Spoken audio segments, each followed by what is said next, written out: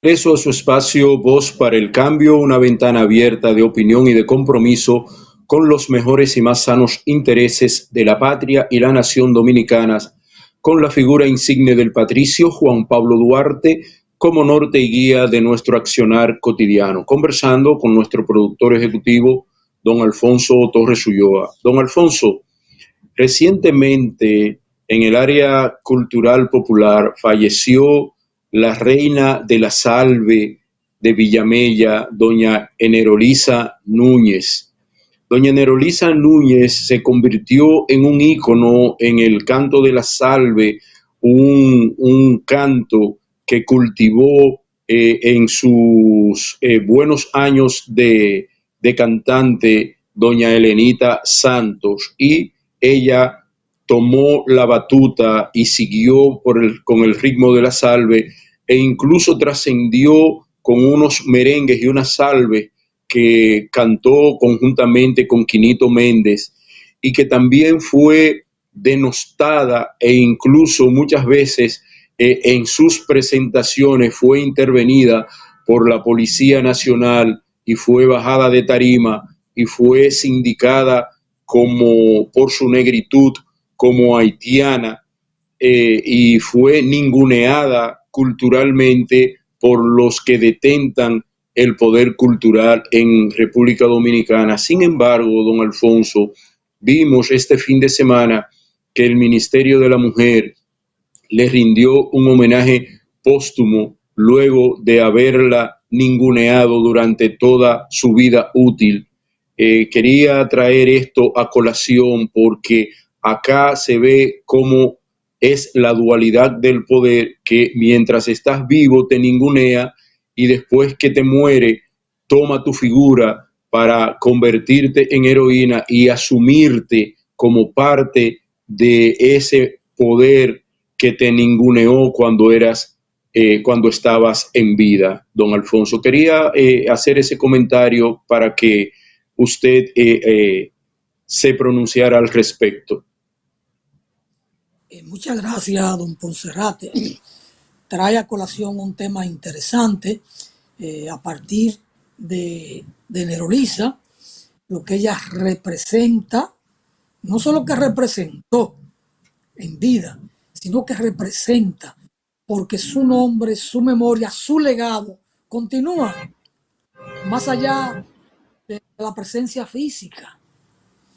Lo digo porque es un tema interesante, es parte de nuestra historia. Y uno tiene que partir del nacimiento de la República, pero viene desde mucho más atrás. Pero lógicamente hay que tener un punto de partida, la República, la proclamación de la República. ¿Qué es lo que pasó con Duarte? Con Juan Isidro Pérez. Le llamaron el loco, el desquiciado, siendo un hombre ilustre y de profundo amor o de amor profundo por la patria. No sé cuál sería la expresión más correcta, si de profundo amor por la patria o de amor profundo por la patria. Quizás el más apegado al patricio y a lo que el patricio representó en términos de ideas. Y en su momento también lo propio pasó con Luperón. Luperón, que viene de ser un autodidacta, un guerrero, la primera espada de la restauración, a un hombre de pensamiento, y solo hay que ver con quienes se codeó y sus portentosas notas autobiográficas, cómo él miraba, su visión antillanista, su contacto con, con José Gabriel García, con Federico Enríquez y Carvajal, con Antonio Maceo, con Máximo Gómez, con José Martí. Todo eso le permitió cultivar su pensamiento. Y sin embargo, en términos políticos lo ningunearon en su momento. Y el que era su lugarteniente, Lili, se alza con el poder a quien él apoya y luego lo ningunea. Esa es parte de la historia nuestra. Y así la historia va a continuar hasta nuestros días. Pasa con los grandes hombres, lo que hizo Trujillo con Américo Lugo, pero la actitud digna de Américo Lugo Yo no soy historiador oficial. Mi pluma no está en venta. Yo escribo en un rincón de mi casa. Y los que eran sus amigos lo vieron como un hombre sarnoso después que mandó esa carta a Trujillo, porque no fueron capaces de mantener la hidalguía para seguir cultivando la amistad con el príncipe de las letras. Lo propio hicieron con Manolo. Pero esa figura, con el paso de la historia, lo que hacen es crecer más. Y en términos de la cultura, a partir de ahora, tendrán que, en los textos, en las reflexiones, en los actos, en libros de historia, tendrán que hablar de Nerudisa, porque ella trasciende el plano físico. Su canto se eleva. Y ahí dejó una impronta. Esa producción con Quinito la elevó allá a la cumbre, pero toda su vida con este colectivo de Villamella. Entonces, eso no es nuevo, don Ponserrate. Mamá Tingó, aquella negra de Atoviejo de Yamasá, la tierra para quien la trabaja. La mataron. ¿Y qué? La eternizaron. La eternizaron, Ponserrate. Si no ocurre ese hecho, si atienden a Mamá Tingó con la tierra para los que la trabajan, fuera una simple líder campesina que murió en su tierra de 104 años. Pero no, la asesinaron. La ambición material de un terrateniente que se sentía y se sintió y fue protegido del poder político. La mataron. Mi Pero comentario va, yo la gloria, estoy lanzaron a conteste de la lo que gloria. usted acaba de plantear, don Alfonso. Siempre ha sido así. Lo que me extraña es que la salve no es propiedad de nadie, es propiedad del culto religioso, porque la salve se crea en el culto religioso, sobre todo las salves a María en la Iglesia Católica específicamente, y cuando es asumida cultural y socialmente por los sectores populares, se ve como que hay un distanciamiento y no existe ese distanciamiento porque la salve sigue el patrón de la religiosidad y aunque la religiosidad popular tiene ciertas diferencias con la propia esencia del catolicismo, sigue siendo religiosidad y sigue adorando a la Virgen en sus diferentes aspectos, a la Virgen de Altagracia, a la Virgen de las Mercedes, a la Virgen del Carmen, a todas las vírgenes del santoral católico, es que la salve les rinde culto y sin embargo, aún así fue ninguneada. Es lo que quiero expresar porque no entiendo cómo un factor religioso, un factor cultural ligado a la religión pueda ser contestatario y pueda verse de manera marginal, don Alfonso. Son los cuestionamientos que me hago. La religiosidad traspasa la religión o las religiones. La religiosidad es un factor cultural, espiritual, que va creciendo en el seno del pueblo, que fortalece, que recrea su punto de vista, su propia alegría y su propia fe en valores intangibles que buscan que su alma tenga un alzamiento o una salvación. Por eso atraviesa, traspasa a la religión como tal, no importa cómo se denomine. En el caso nuestro, cuando hablamos de religión, hay como una alusión directa a la Iglesia Católica o a la religión católica, pero la religiosidad siempre tiene ese sabor a pueblo. La religiosidad nace en el seno de lo popular, de ese ser humano sencillo, humilde, si se quiere hasta pobre, ese, ese, esa comunidad que se conecta en el café, en el Brugal o el Clerén, en cualquier tipo de bebida espirituosa o en el té de jengibre, y ahí se cultiva esa empatía, esa conexión. Entonces, es normal que estas prácticas, que son prácticas culturales desde las creencias, traspasa a las cúpulas de las religiones, traspasa lo que está pensando o lo que está pensando un obispo o un cardenal o un papa. Eso es normal, porque hay Carlos Marx, aunque él dijo que la religión era el opio del pueblo, también habló de que la colocación de una persona en los medios de producción va también a operar o a darnos una forma de pensar. De acuerdo a cómo vive la gente, piensa. No quiere decir que no hayan las excepciones. Que una persona que nació en una familia acomodada o de clase alta, como se dice, pueda tener por su propio desarrollo social en el colegio, en la escuela, por sus amigos, pueda tener una conciencia de clase distinta a la que puede tener su padre. Y que en el hogar ese padre marcaba la educación. Pero ese muchacho, el padre estaba ocupado en su medio de producción, en su cúpula, y el muchacho estaba con el calor del pueblo, con otros amigos que lo llevaron hasta, empezando por la solidaridad con sus amigos, a otras ideas.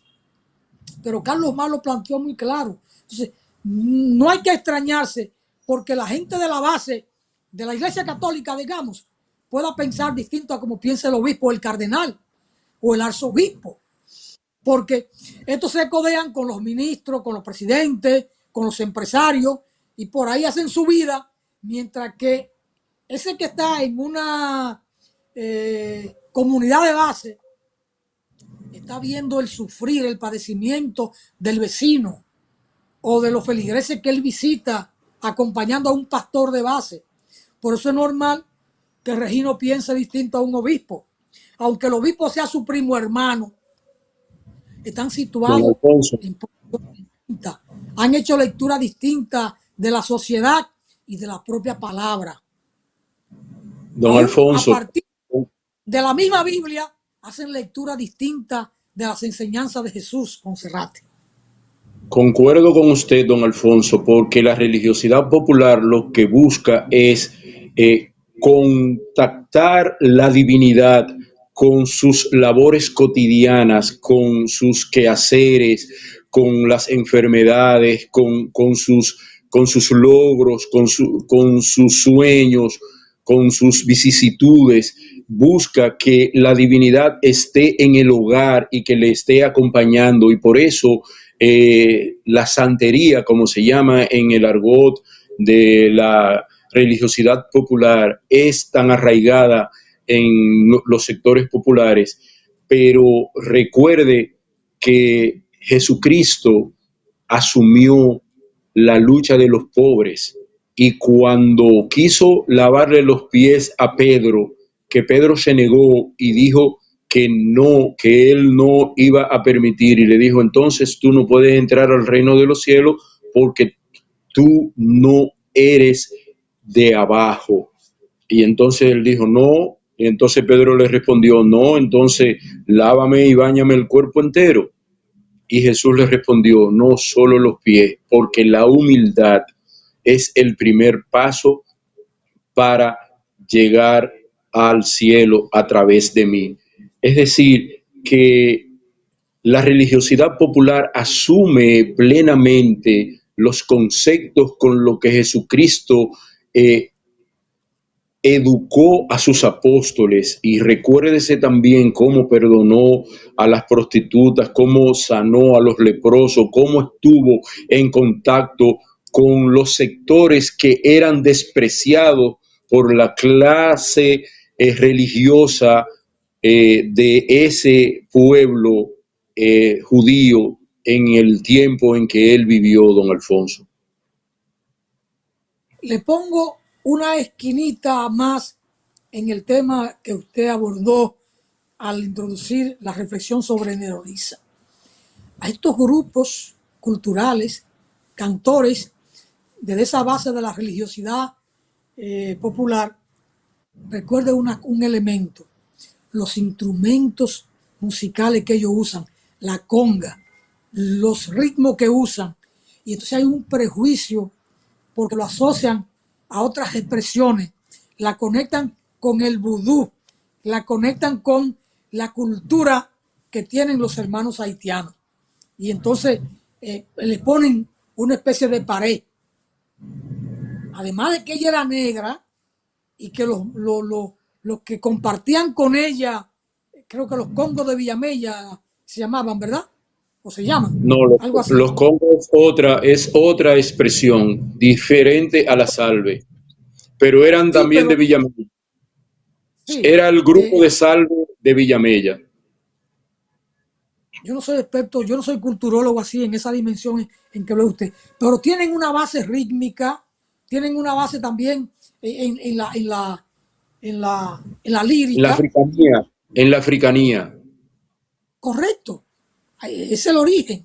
Y entonces eso marca también un punto de distancia, que no lo tienen ellos frente a los otros. Los otros, los que se creen de arriba, sea en la religión o en la sociedad, por el tema económico, lo ven también por debajo del hombro, lo ven allá abajo.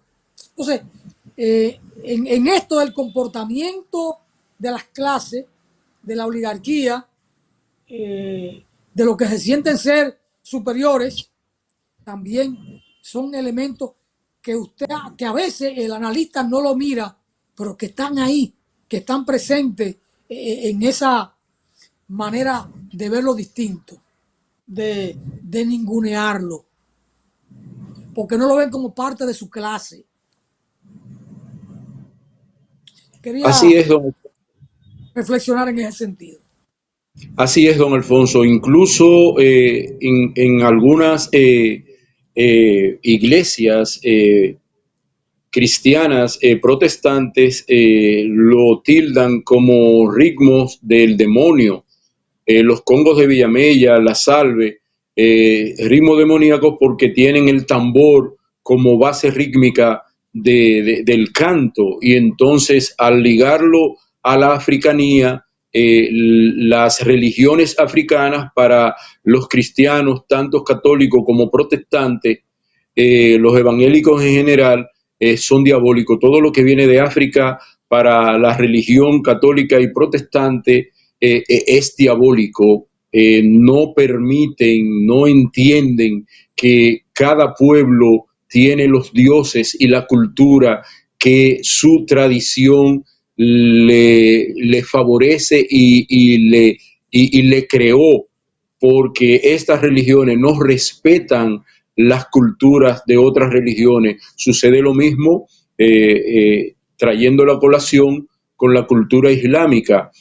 Quieren acabar con la cultura islámica porque no entienden la diversidad que debe haber en la humanidad. Quieren unificar a la humanidad en un solo discurso y eso es imposible porque como decimos en Dajabón, nuestra patria chica, cada cabeza es un mundo y unificar la humanidad en un solo discurso es bastante difícil, bastante cruel y bastante cuesta arriba, don Alfonso. Hay que ir a la pausa, pero anoto lo importante.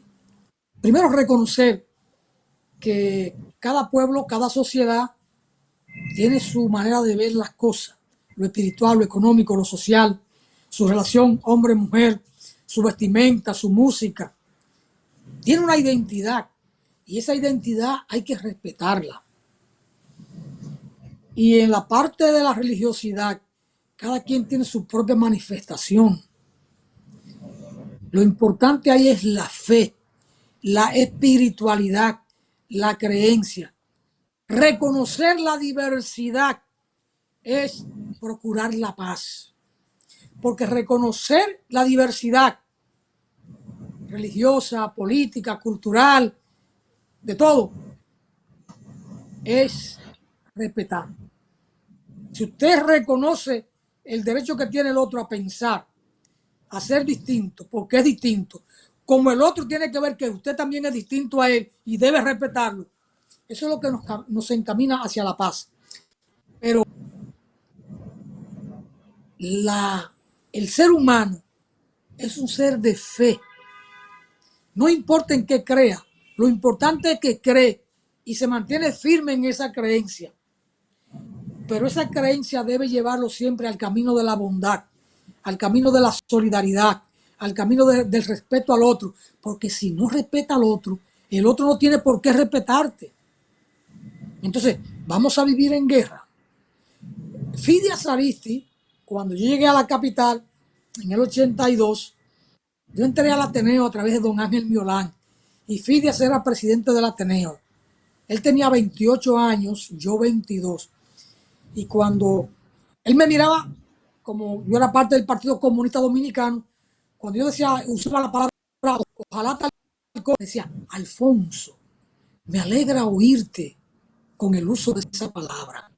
Porque ojalá es ojalá y es una forma de creer en el fondo de tu espíritu, en el fondo de tu conciencia. Un ser que cree, hay un ser que tiene fe, incluso repetido en ti de esa palabra.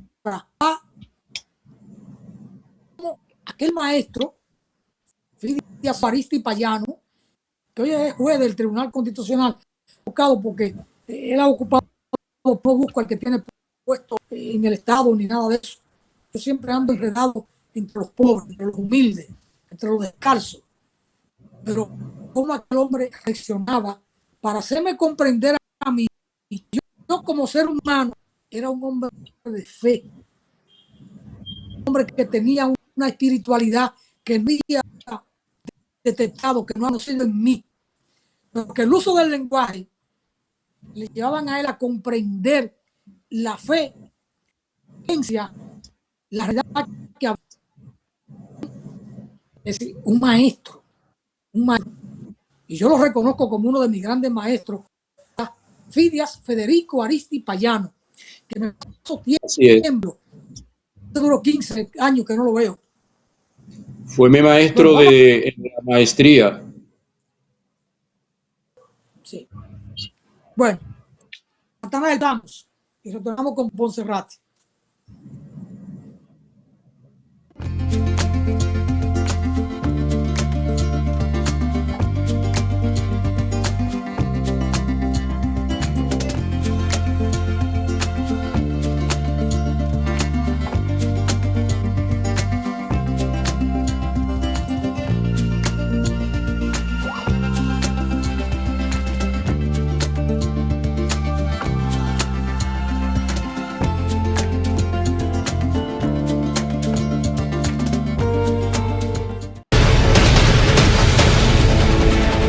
Todas las mañanas, de lunes a viernes, Alfonso Torres y un equipo de profesionales, periodistas, médicos y políticos están con ustedes, con análisis, entrevistas y comentarios de primera mano en Voz para el Cambio. Una ventana de compromiso con la patria, con la democracia, con la justicia, con la verdad, un compromiso con las ideas del padre de la patria. No te lo pierdas, de 7:30 a 9 de la mañana, Voz para el Cambio por Telecanal 28.